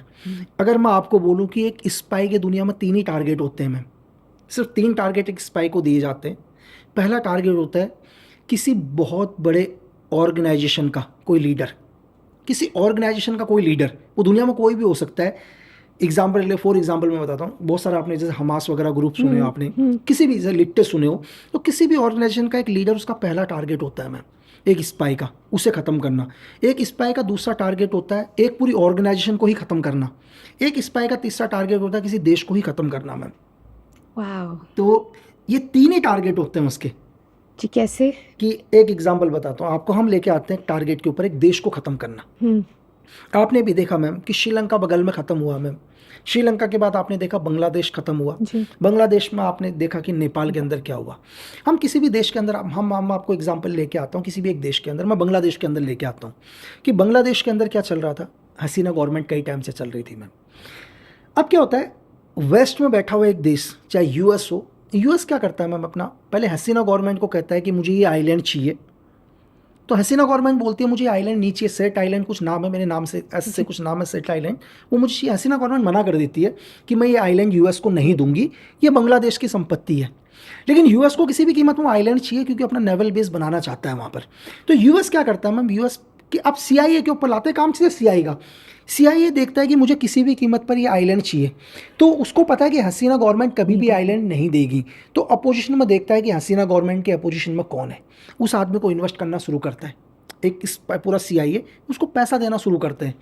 उसको पैसे देने के बाद मैम पूरा का पूरा पैसा अपना लगाते हैं। अब क्या करते हैं ये लोग उस देश को, अब मैम देखो, देश के अंदर कोई भी देश कब गिरता है, देश तब नहीं गिरता जब कोई पॉलिटिकल विंग रोड के ऊपर आता है। हर रोज आपने देखा होगा हर देश में धरना होते हैं। ये धरना क्या है, पॉलिटिकल धरना है, कोई ना कोई नेता करा रहा है। कोई आज सपोज करो हमारी कोई भी गवर्नमेंट हो देश के अंदर, कल जगह जगह पर धरने लग रहे हैं, तो लोगों को पता है कभी धरना, कभी कांग्रेस करा रही है, कभी सपा करा रही है, कभी आपके बंगाल की गवर्नमेंट करा रही है, कभी कोई भी करा रही है, तो पॉलिटिकल धरना बोला जाता है। इससे कुछ नहीं होता, ये डिस्टर्बेंस होते हैं। देश कब गिरता है, कोई देश कब खत्म हो जाता है, जब देश में आम जनता रोड के ऊपर आ जाती है, तो वो देश 24 घंटे में टूट जाएगा मैम। अब क्या होता है, ये एजेंसी ऐसे हालात बना देते हैं मैम। कैसे हालात बना देंगे, सपोज करो कि बांग्लादेश के ऊपर, उनके बिजनेस के ऊपर क्या कर दिया मैम, उनको बोल दिया कि तुम मेरे से ये चीज़ नहीं खरीदोगे, ये चीज़ वो देश तुम्हें नहीं देगा। सीधे उनके इकोनॉमी में असर कर दिया मैम, उनके इकोनॉमी को टारगेट किया। जब आपकी इकोनॉमी को टारगेट किया तो उस देश के अंदर हज़ारों लोग हो मैम जो काम कर रहे हैं, उनको टाइम से सैलरी नहीं मिलेगी। हो सकता है आपको 1 महीने सैलरी ना मिले, 2 महीने नहीं मिले, सरकारी कर्मचारी को 4 महीने नहीं मिलोगे मैम, आपका घर नहीं चलेगा, आपका गुस्सा बढ़ेगा। ये कोई देश की एजेंसी चाह रही है कि पूरे देश के लोगों को रोड के ऊपर लेके आना। जब पूरे देश की जनता रोड के ऊपर आती है मैम, तो तब देश की सरकार गिरती है। तो एक सरकार को गिराने के लिए एक स्टार्टिंग पॉइंट से लेकर उन सबको रोड पर लाने तक का काम होता है कि एजेंसी एक स्पाई का मैम। वाओ। और ये स्पाई इसको पूरे को मैन्यूवर करके मैनेज करते हैं। आपने नेपाल के बारे में भी बात किया था, इनफैक्ट आपने तो पहले से बताया था कि ये होएगा। तो सेम मैम वही नेपाल का आपने देखा कि एक्चुअली बहुत सारे लोगों ने यही बोला कि यार कि नेपाल के ऊपर, मैंने कहा सर देखो, मैं कोई साधु संत तो हूँ नहीं जो भविष्यवाणी करूँगा, या हम लोग जो तो सही साधु संत ही करेंगे। हम लोग क्या करते हैं, ग्राउंड के एक्सपीरियंस, ग्राउंड के हालात को देखकर बात करते हैं मैम कि क्या होने वाला है सिचुएशन। सपोज मैम आप भी यहाँ रहते हैं, तो शायद आपसे ज़्यादा इस एरिया के बारे में किसी को नहीं पता होगा। तो चाहे वो नेपाल हो, चाहे श्रीलंका हो, चाहे बांग्लादेश में हो, जहाँ भी मेरे सोर्सेज या हम लोगों के लोग काम करते हैं या जो कभी मेरे लिए काम करते हैं, तो वो लोग कंटिन्यू रिपोर्ट देते हैं कि यार ऐसा होने वाला है लक्की जी, ऐसा होने वाला है। तो उस सिद्धांत पर हम बात करते हैं मैम कि अब सिचुएशन ये होने वाली है, क्योंकि उनको दिख रहा है, वो देख रहे हैं, ये जो आप मैन्यूवरिंग बता रहे हैं वो ये ऑलरेडी हो रहा है, ये ऑलरेडी हो रहा है। तो चीज़ें क्या होता है, और इसी मतलब किसी भी देश के अंदर मैम कि लोगों को लग रहा है आपसे मैं एक चीज़ क्वेश्चन पूछता हूँ मैम कि आपने देखा होगा आज कि लोग, हज़ारों लोग रोड पर धरना करते हैं, एक एक महीने तक बैठे रहते हैं मैम, और हज़ारों की संख्या में बैठे रहते हैं मैम। जो हज़ारों की संख्या में लोग बैठे रहते हैं, इनका घर का खर्च कैसे चलता है मैम? इनको खर्चा कौन देता है? कभी ये सोचा है? अगर मैं एक महीने काम ना करूं मैम, मुझे प्रॉब्लम हो जाएगी जी, यार, जी। मैं एक महीने काम नहीं कर रहा हूँ, मैं कैसे चलाऊं? लेकिन एक आदमी 2-2 3-3 महीने धरने करके बैठे हैं, हज़ारों लोग, तो कौन इनको फंड दे रहा है मैम? कोई ना कोई तो फंड देने वाला मैम, ताकि वो जा रहे हैं, बैठ रहे हैं, कर रहे चीज़ें कर हैं। रहे हैं। तो ये सारा का सारा गेम होता है किसी दूसरे देश की एजेंसी का, ताकि आपके देश के अंदर क्या हो, प्रॉब्लम्स क्रिएट हों, आपके देश के अंदर आपकी गवर्नमेंट गिरे। और मैं आपको एक चीज़ और बता रहा हूँ मैम कि किसी भी देश के अंदर, ये बहुत बहुत कम लोगों को चीज़ पता होगी कि किसी भी देश में कैसे वो देश बर्बाद होता है। देश कैसे बर्बाद होता है? सपोज करो मैम कि आज हमारे देश के प्रधानमंत्री नरेंद्र मोदी जी हैं, जी। है ना मैम, वो एक कोई अच्छा काम करना चाह रहे हैं, वो चाहते हैं कि यार इंडिया को डेवलप किया जाए, ये उनका थॉट है, डेवलप किया जाए।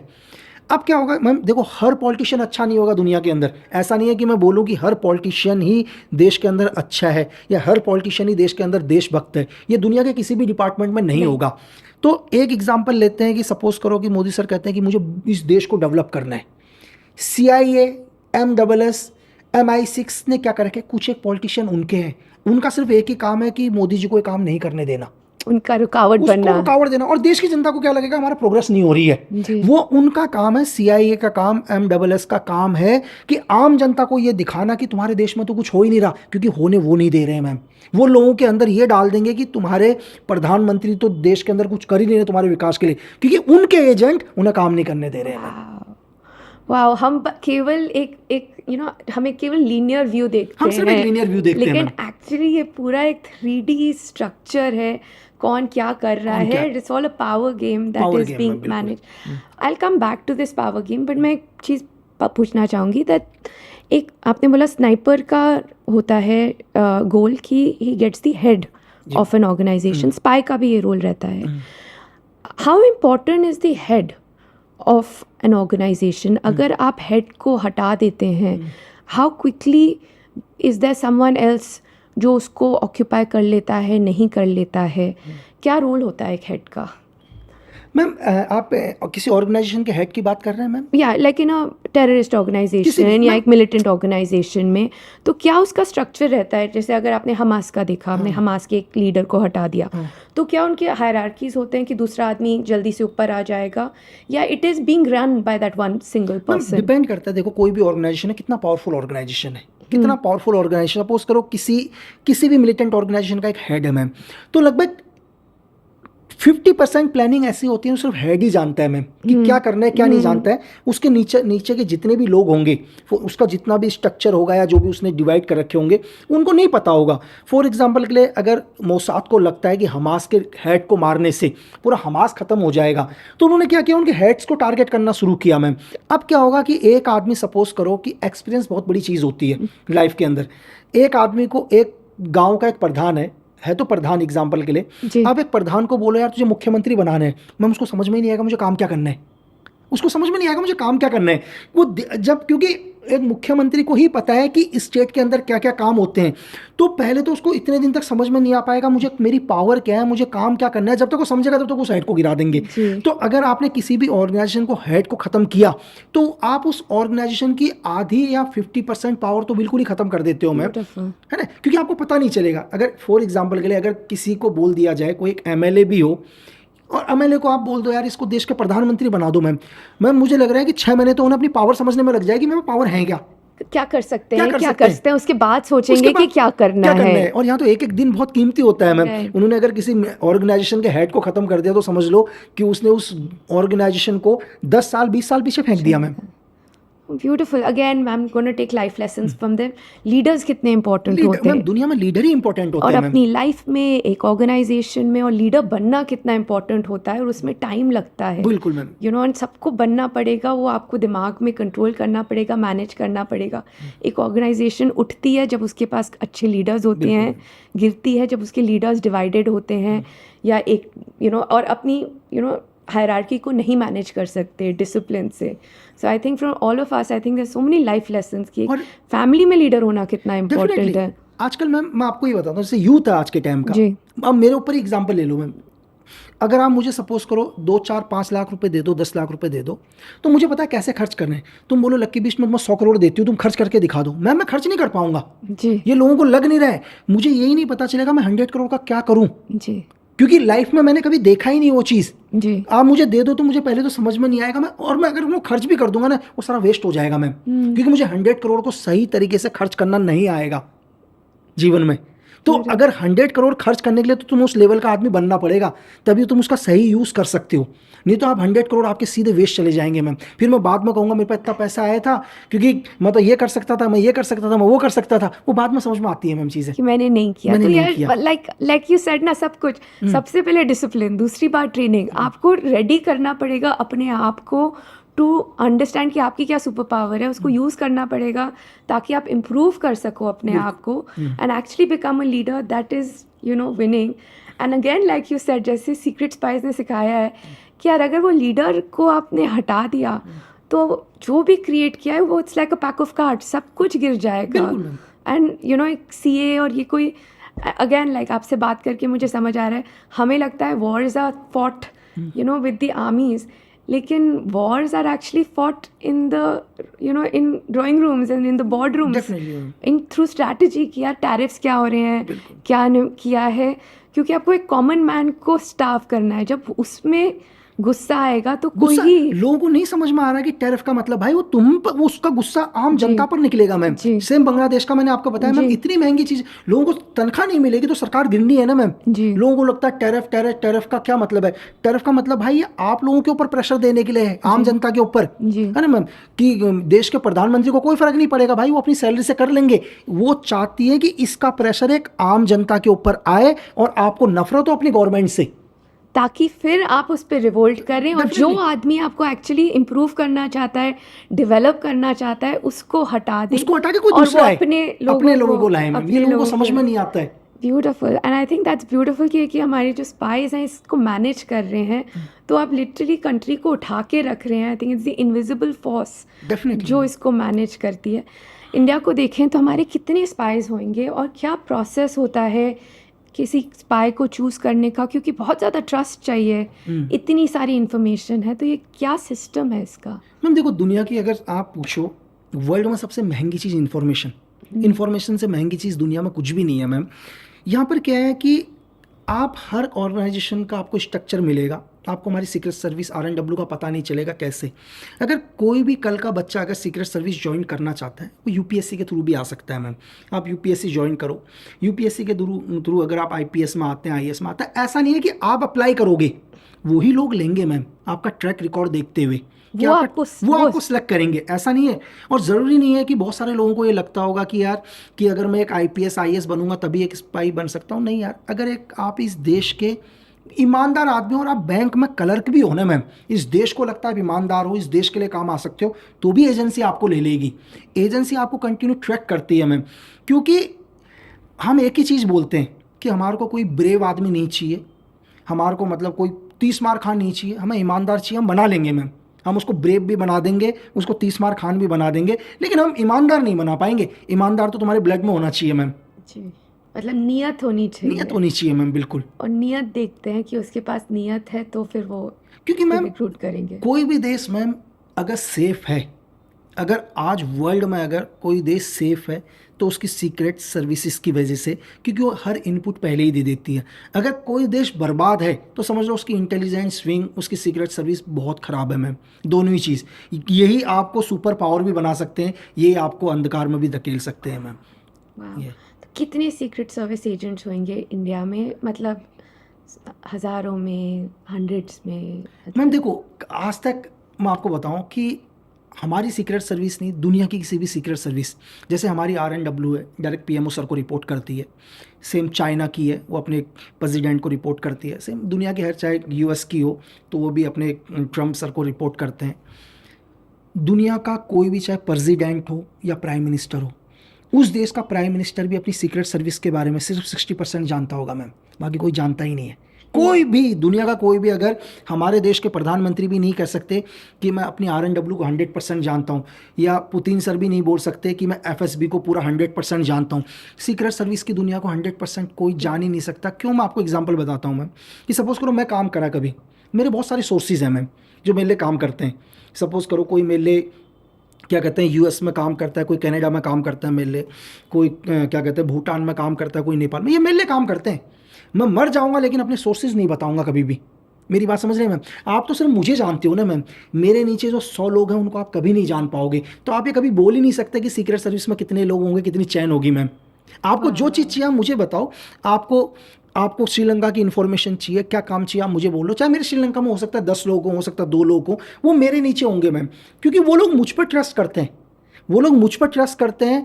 अगर मैं गंगा को हाथ में भी लेके बोल दूंगा ना आप इस पर ट्रस्ट कर लो, वो नहीं करेंगे मैम। वो मुझ पर ट्रस्ट करते हैं। जिस दिन मैं खत्म, मेरी चैन खत्म उस दिन मैम। तो it is completely dark zone, black किसी को जोन। पता मैम, एक ही एजेंसी में रहकर मुझे कभी पता ही नहीं होगा कि आप कौन सा ऑपरेशन कर रहे हो, मैं कौन सा ऑपरेशन कर रहा हूँ, कभी नहीं पता होगा। हम दोनों डेली मिलते होंगे लेकिन हमें पता ही नहीं होगा कि आप कौन से ऑपरेशन में लगे हो और मैं कौन से ऑपरेशन में लगा हूँ मैम। आप उसके बारे में Totally बात नहीं कुछ कर मतलब रहे, ही नहीं। कुछ नहीं कर रहे। Wow. And what is the training of a spy? Ma'am जैसे मैंने आपको बताया कि सबसे पहले तो क्या है कि जो जैसे मेडिकल फिजिकल, तो नॉर्मली मैंने आपको बताया कि मैम इंफॉर्मेशन गैदरिंग करना, कि एक स्पाई का सबसे इम्पोर्टेंट काम क्या होता है मैम, कि वो दुनिया के जिस DNA में जाएगा ना मैम, वहीं का होकर रह जाएगा।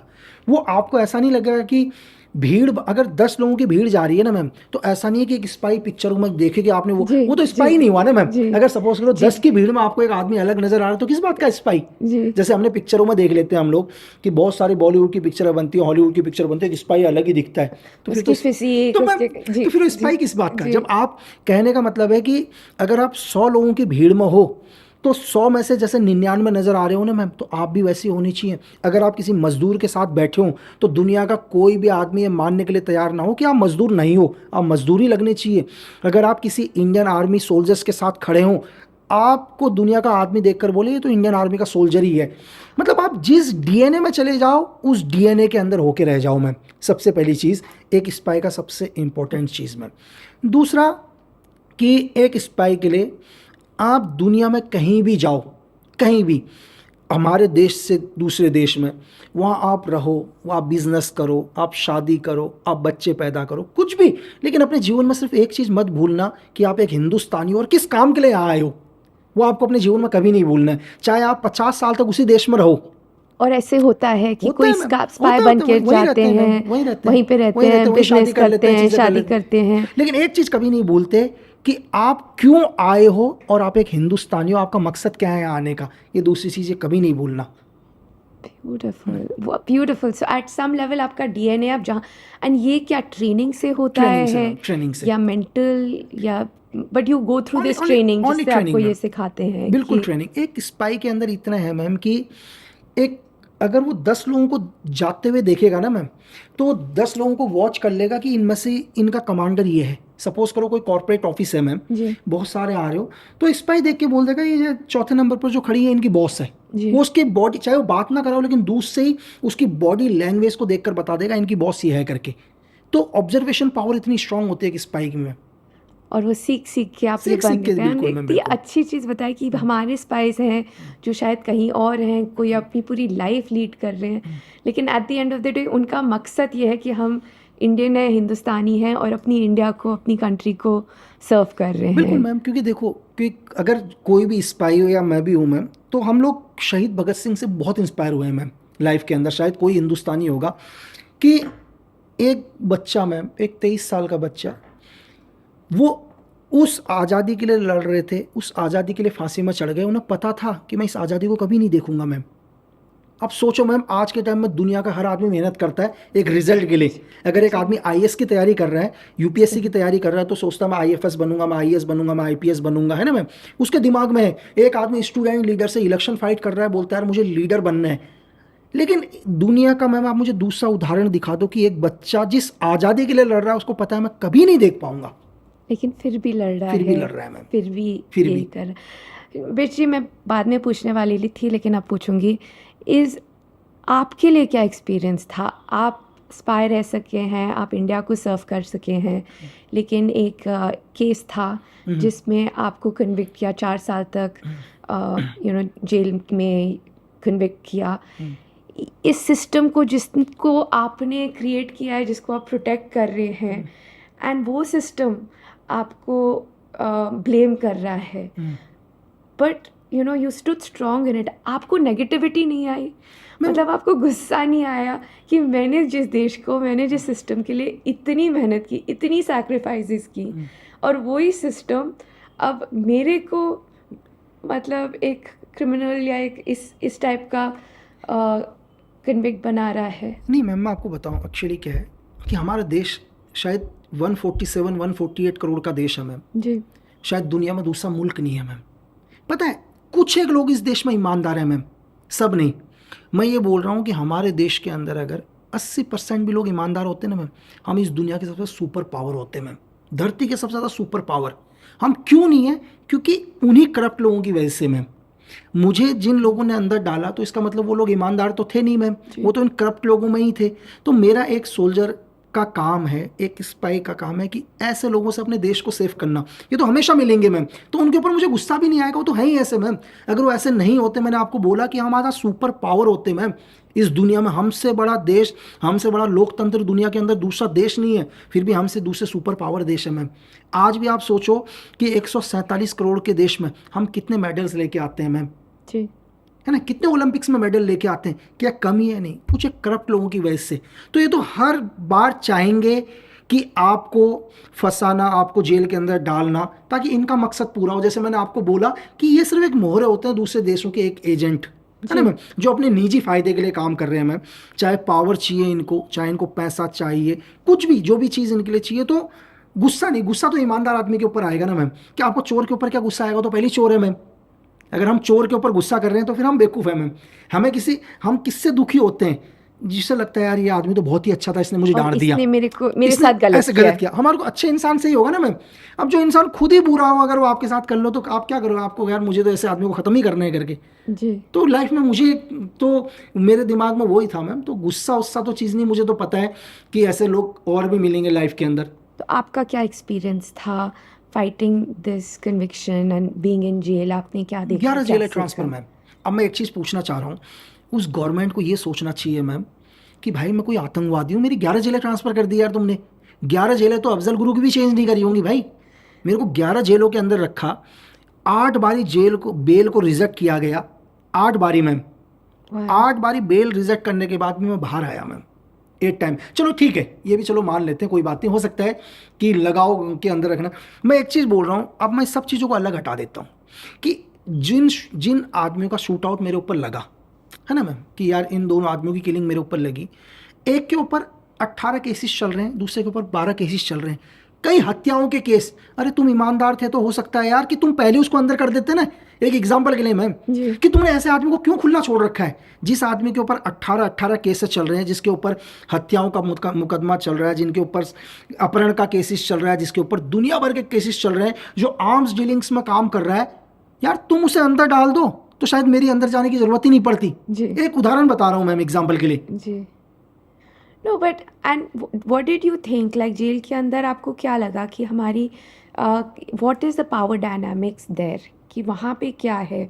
The rich are running this power. Actually क्या हम अपने जो क्रिमिनल्स हैं या जो गलत चीज़ें कर रहे हैं उनको हम जस्टिस दे पा रहे हैं, या ये भी एक पावर गेम लगता है? देखो, आप अगर मुझसे जेल, हम बोलते हैं गुंडा जी। अगर मैं आपको एक लैंग्वेज बताता हूँ जो मैं पढ़कर आया मोसाद से, कि गुंडा, नक्सलाइट और मिलिटेंट, तीनों में फ़र्क बताता हूँ ताकि लोगों को समझ में आ जाए मैम कि गुंडा क्या है मैम।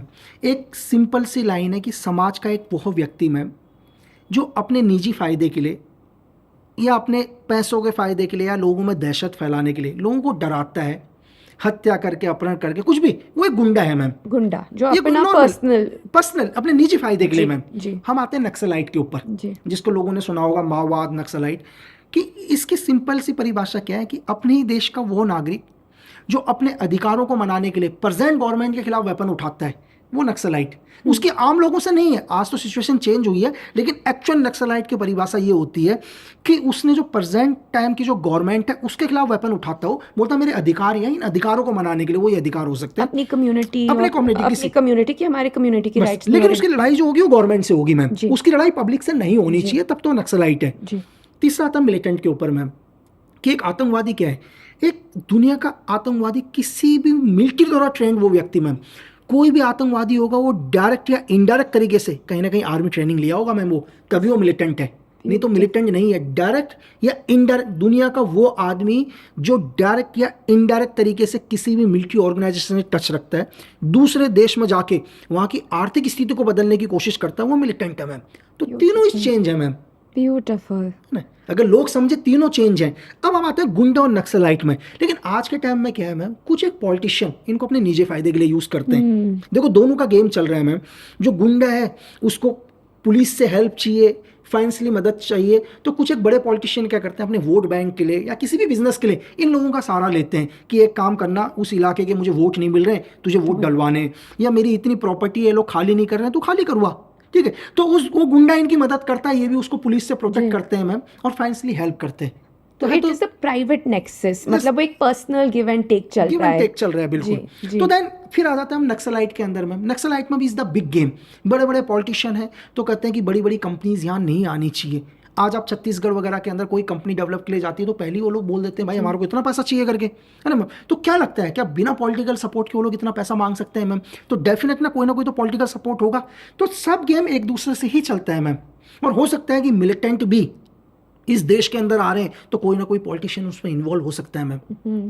अगर इतना बड़ी ऑर्गेनाइजेशन चल रही है, इतने लोग आ रहे हैं, तो हर एक का कनेक्शन एक दूसरे के साथ में। जी, जैसे आपने बोला ना स्पाई नेटवर्क्स हैं, सब अपनी कंट्रीज के आर्थिक इम्प्रूवमेंट के लिए इन्होंने अपने सारे षड्यंत्र, अपने पॉन्स हर जगह रखे हुए हैं। So like I am saying, I think जो हम दिखता है वो सही नहीं है, जो हमारे लिए सही है और जो एक्चुअली डेवलपमेंट के लिए काम कर रहा है, हमें शायद पता भी नहीं चलता कि कितने लोग हैं जो उनको पुल बैक कर रहे हैं, जो नहीं करना चाहते हैं। And I think as a spy इतनी सारी इंफॉर्मेशन आप मैनेज करते हैं, कंट्रोल करते हैं।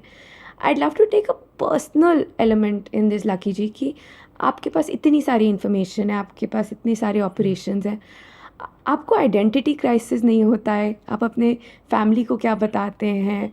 मतलब आप रिलेशनशिप्स को कैसे मैनेज करते हैं? मैम देखो क्या होता है कि रिलेशनशिप में तो बहुत ही मुश्किल है मैम। कैसे कि सपोज करो कोई मेरी दोस्त है, कुछ भी मैम, मेरे पास हज़ारों कॉल आते हैं मैम।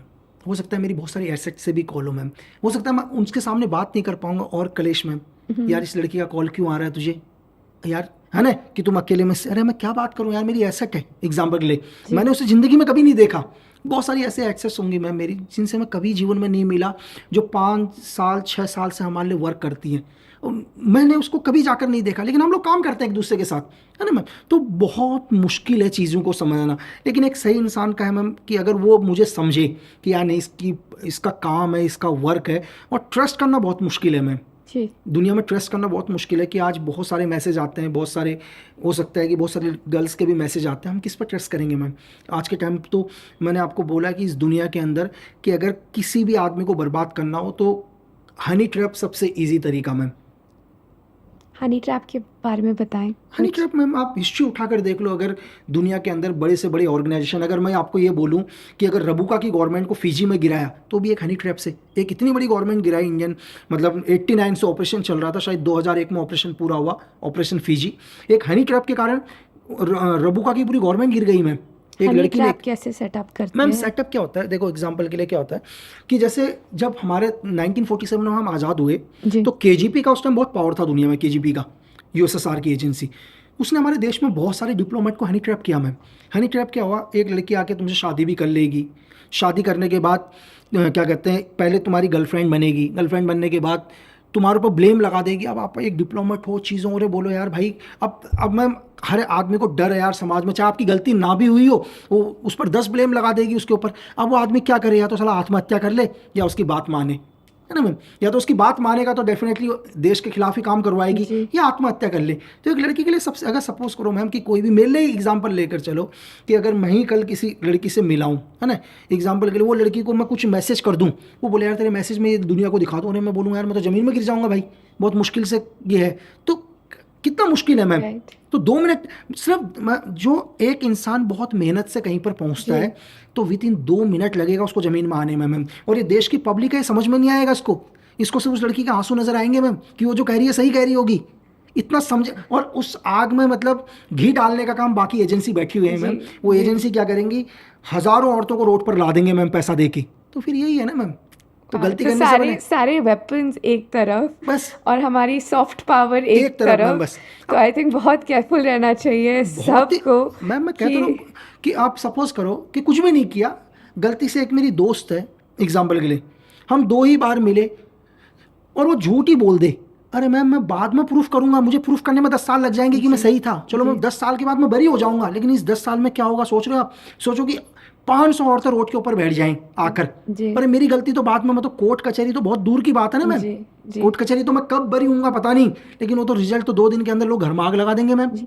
मर्डर्स की कन्विक्शन या उससे उससे निकलना डेंजर, ज्यादा डेंजरस अरे है। मैम ज़्यादा डेंजरस है एक हनी ट्रैप या एक लड़की का लड़की कुछ का। गलत बोलना। मैम मैं आपको आज का टाइम क्या है मैम, मैं ये नहीं बोल रहा हूँ कि हर लड़की बुरी है, हर लड़का भी बुरा नहीं है मैम। जी। लाइफ के अंदर आप जनरेशन, मतलब आप ये देखकर नहीं बोल सकते कि यार लड़की अच्छी है, आप ये देखकर नहीं बोल सकते कि लड़का अच्छा है। दुनिया के अंदर ऐसा कुछ नहीं है कि लड़की अच्छी होगी और लड़का ही अच्छा होगा, यार ये तो डिपेंड करता है सिचुएशन के ऊपर। आज आप बहुत सारे सिचुएशन देख रहे हैं मैम, आज क्या लड़के दहेज के लिए अपनी वाइफ को जला दे रहे हैं, क्या लड़की वहाँ पर अपने पति को ड्रम के अंदर डाल दे रही है, आप डेली न्यूज़ सुन रहे होंगे, तो यहाँ आप किसको गलत बोलोगे ma'am? Wow wow beautiful. Lucky ji, जो बॉलीवुड में हम देखते हैं सीक्रेट सर्विस का, जो हम टीवी पे देखते हैं सीक्रेट सर्विस का, क्या आई मीन वो एक्चुअली रियलिटी है, अलग है, कितना डिफरेंस है जो बॉलीवुड की डिफिक्शन है वर्सेस रियलिटी में कैसे चलती है ये मैम सर्विसेज? देखो कि मैं आपसे कभी एक आपने बॉलीवुड की पिक्चरों में देखा होगा, हमारा एक स्पाई पाकिस्तान के अंदर जाता है, ट्रेन उड़ा देता है, रोड के ऊपर घसीट के लाता है। क्या 1947 से लेकर आज तक कभी ऐसा हुआ है मैम? बिल्कुल नहीं। कभी आज तक आपने सुना, या आपने कभी आज तक ये सुना कि पाकिस्तान का कोई स्पाई इंडिया के अंदर आया और उसने इंडिया में लोगों को घसीट के मारा, चीज़ें मारा? तो यही जब मैम ये हम पिक्चरों में देखते हैं, तो रियल में कभी ऐसा होता नहीं है मैम। देखो पिक्चर से भी एक एंटरटेनमेंट के लिए दिखा रहे हैं उनको कि लगता है कि पब्लिक कैसे खुश हो। तो मैं ये मानता हूँ कि मैम धरती और आसमान में जितना फ़र्क है उतना रियल और सिनेमा में फ़र्क है मैम। चलो जो एक स्पाई का कैरेक्टर निभा रहे हैं, कौन से स्पाई से मिले होंगे मैम आज तक?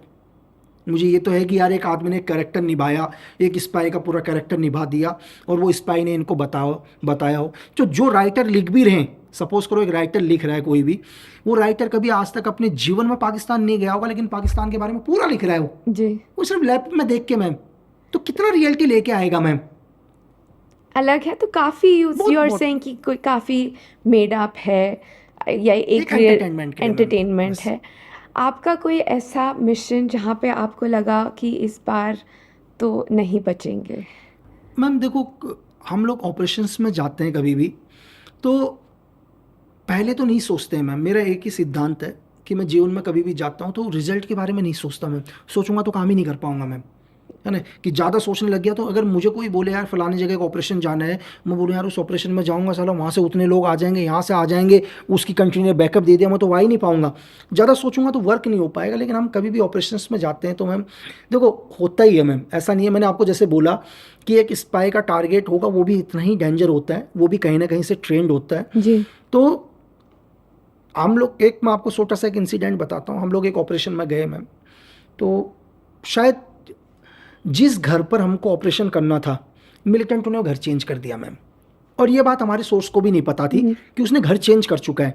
जिस जगह हम अपने हिसाब से सही जा रहे थे, हमारा टारगेट भी सही था, लेकिन वो लोग क्या कर दिए मैम, कम से कम 500 मीटर पहले वाले घर में आ गए।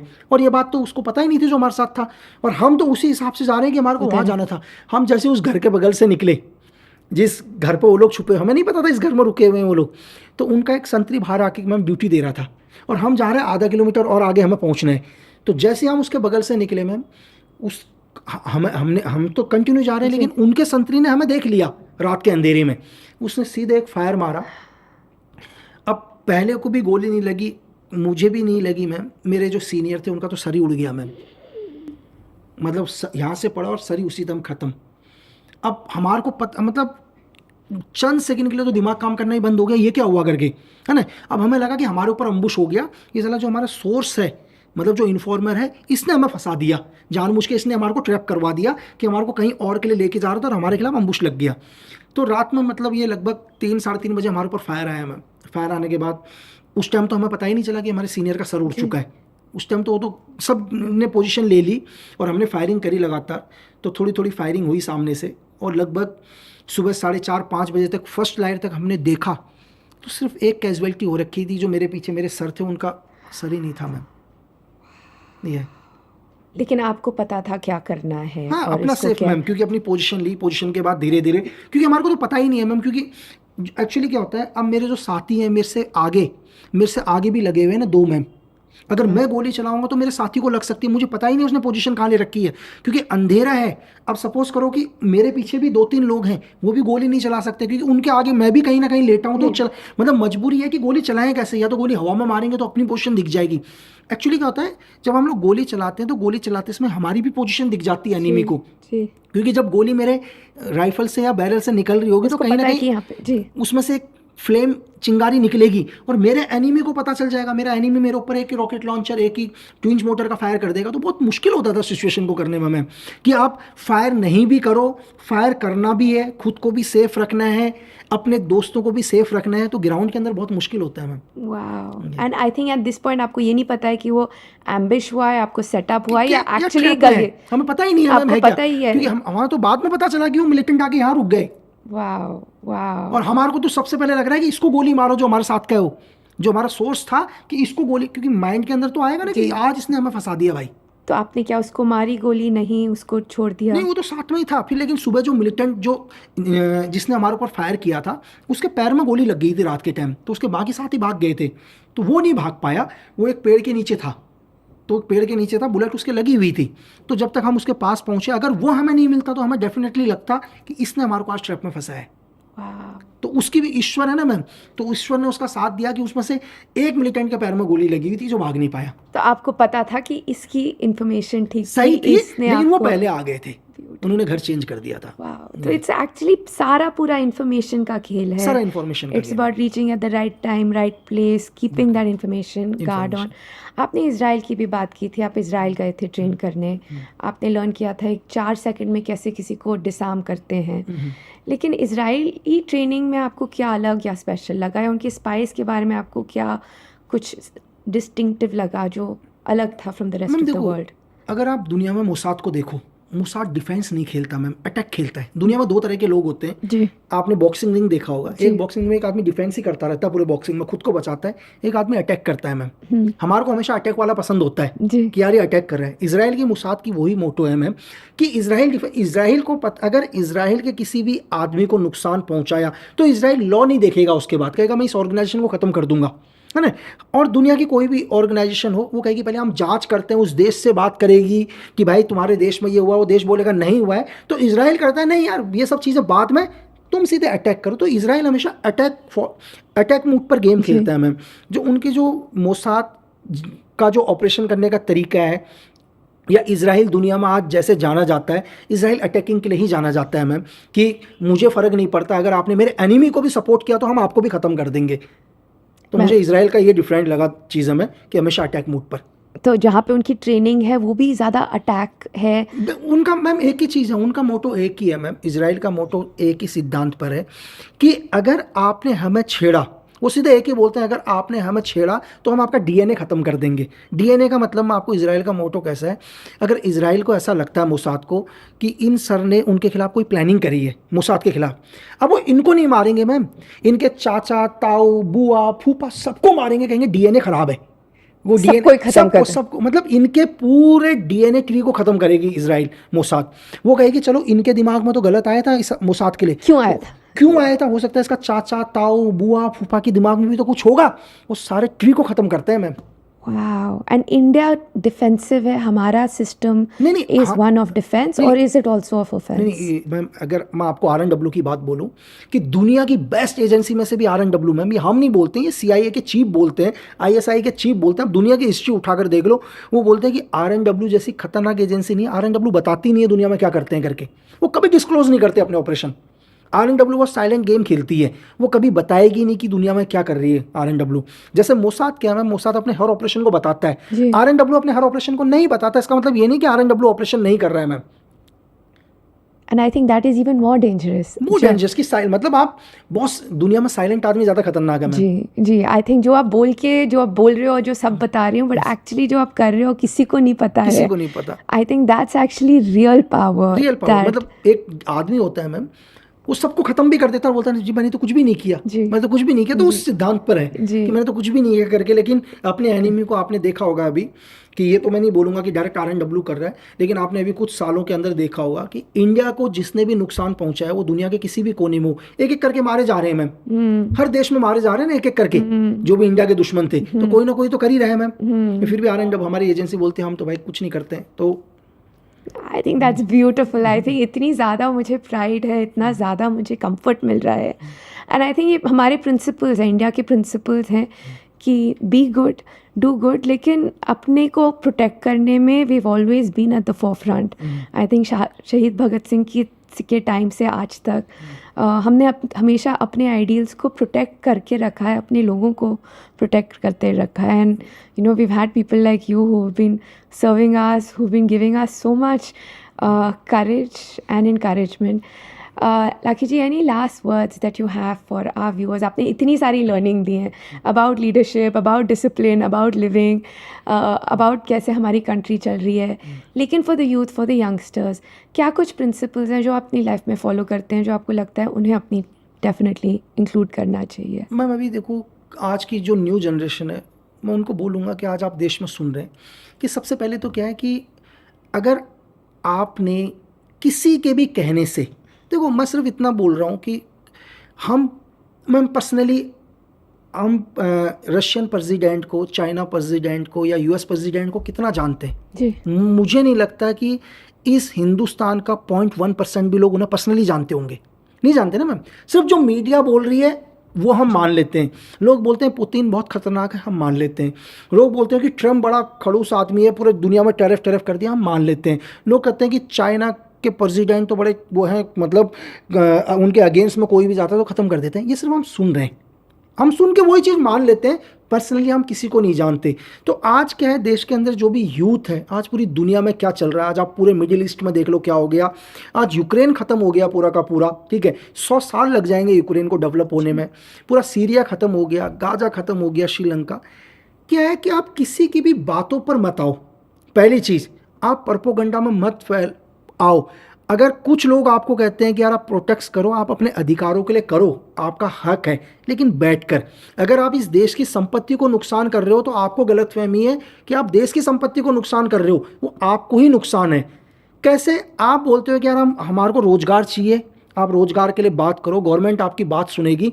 आपको लगता है नहीं यार मैं इस बिल्डिंग को आग लगा दूंगा, तो भाई जो कल आपको पैसा देना था गवर्नमेंट ने, आपके रोजगार के लिए खर्च करना था, अब उस बिल्डिंग को बनाने में लगेंगे, तो आप अपना ही नुकसान कर रहे हो। पहले Absolutely.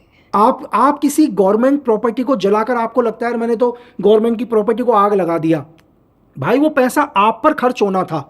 हो सकता है कि कल गवर्नमेंट कुछ एक नौकरी की वैकेंसी लेकर आती, आपके लिए रोजगार देती, डेवलपमेंट देती, अब गवर्नमेंट को लगेगा नहीं पहले मैं इस प्रॉपर्टी को सही करूंगा, तो आप अपना नुकसान कर रहे हो। पहली चीज़ तो ये।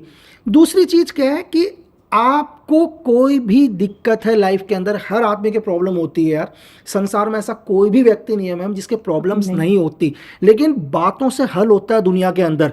बंदूक से लाइफ के अंदर दुनिया में कोई वॉर नहीं जीता भाई। अगर आपको लगता है, हिस्ट्री उठाकर देख लो, बंदूक से लड़ाई नहीं जीती जाती है। आपको लगता है कि नहीं यार पॉलिटिक्स खराब है, आप आ जाओ ना यार, किसने मना किया है? आप आओ पॉलिटिक्स में। तो मेरी सिर्फ एक ही है मैम यूथ से कि किसी के भड़कावे में नहीं आना। अगर आपको लगता है कि आपके साथ गलत है तो हम बैठ के बात कर लें, वो सबसे अच्छा तरीका है। लेकिन देश की प्रॉपर्टी को नुकसान मत पहुंचाओ। देश को प्रॉपर्टी को नुकसान पहुंचाओगे तो आप ही को नुकसान पहुंचा रहे हो मैम आप। Beautiful. So that's the one of the best snipers of the country telling you कि बंदूक से कोई solution नहीं मिलेगा. निशाना मत लगाओ, अपनी बातें समझो, अपनी बातें समझाओ. And I think let's all come together for this great country and keep working to make it better. नहीं बिल्कुल मैम. So, lovely, Bish जी, बहुत ही अच्छा लगा and thank you so much Thank you, for ma'am. sharing this space with me. Thank you ma'am. Thank you so much for watching this episode with me. Thank you कि आपने अपनी life का इतना important time दिया हमें सुनने के लिए. अगर आपको ये पसंद आया है so please like and subscribe. अगर आपके हमारे लिए कोई भी कमेंट्स है, कोई भी एरियाज़ है जिसमें हम इम्प्रूव करना चाहते हैं, please do reach out to me. I look forward to all kind of encouragement as well as criticism. And if there's any other podcast guest जो आपको लगता है हमें बुलाना चाहिए, please let us know in the comments below.